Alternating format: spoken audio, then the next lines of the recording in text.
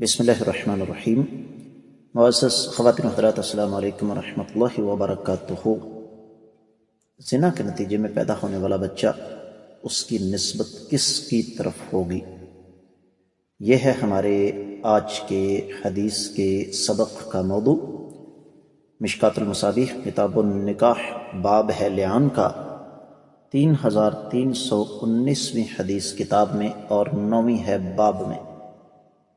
الفاظ حدیث مبارکہ کے سماعت فرمائیے گا۔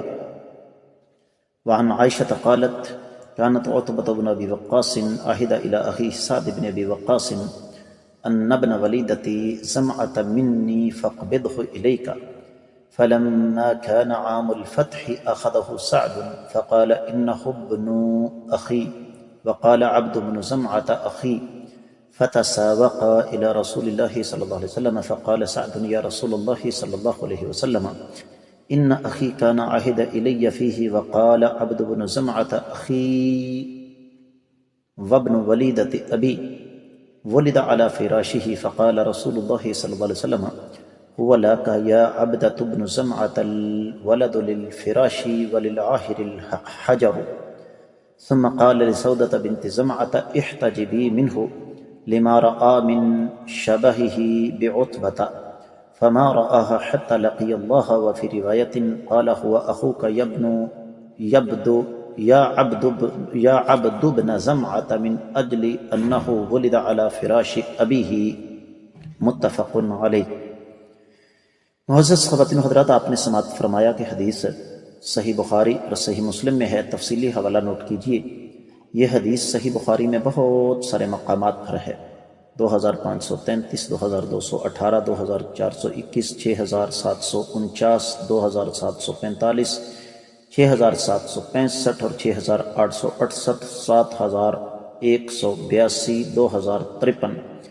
صحیح مسلم میں 3613، سنن ابی داؤد میں 2273، سنن ابن ماجہ میں 2004، مسند الحمیدی میں 240ویں حدیث ہے۔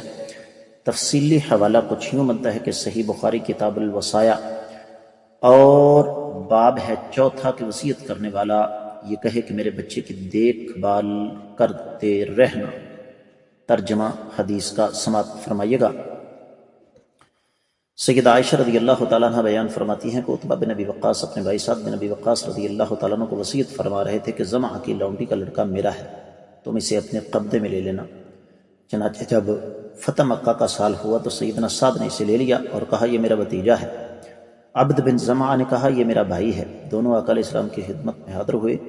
سیدنا سعد نے فرمایا کہ اللہ کے رسول صلی اللہ علیہ وسلم میرے بھائی نے اس بچے کے بارے میں مجھے وصیت کی تھی، اور عبد بن زمعہ نے عرض کیا یہ میرا بھائی ہے اور میری والدہ کی لونڈی کا بیٹا ہے، اس کے بستر پر پیدا ہوا ہے۔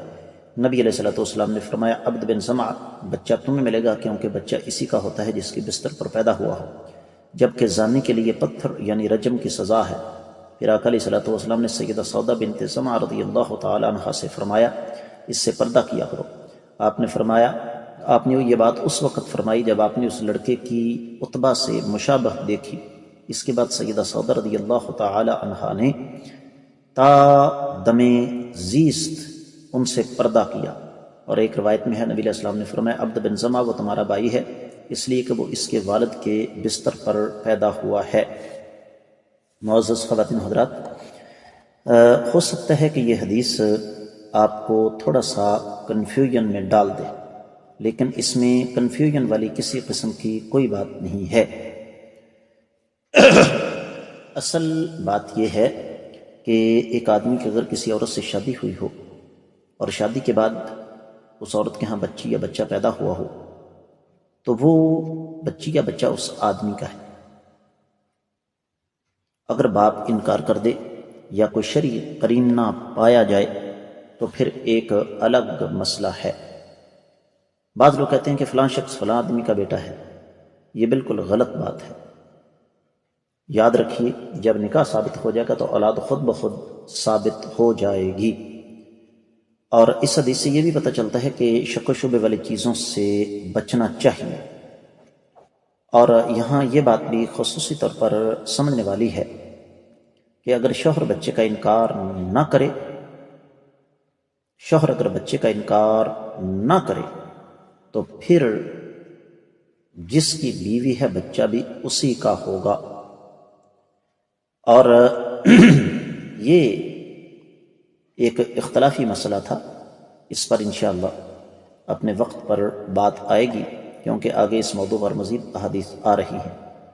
تو اصل چیز جو سمجھنے والی ہے یہاں پر وہ یہ کہ زمانہ جاہلیت میں کسی لونڈی سے ناجائز تعلقات قائم کرنا چونکہ برا نہیں سمجھا جاتا تھا، تو اس وجہ سے یہ مسئلہ پیدا ہوا۔ پھر یہاں پر ایک اور چیز کا بھی ہمیں پتہ چلتا ہے کہ امہات المومنین رضی اللہ تعالی عنہن اجمعات وہ کس قدر آقا علیہ صلاۃ والسلام کے اور شرعی احکامات کی پابندی فرمایا کرتی تھیں، تو انہوں نے ساری زندگی اس آدمی سے پردہ کیا ہے۔ میں امید کرتا ہوں کہ یہ حدیث آپ کو اچھی طرح سمجھ آ گئی ہوگی۔ آج کے سبق سے اجازت چاہوں گا۔ السلام علیکم ورحمۃ اللہ وبرکاتہ۔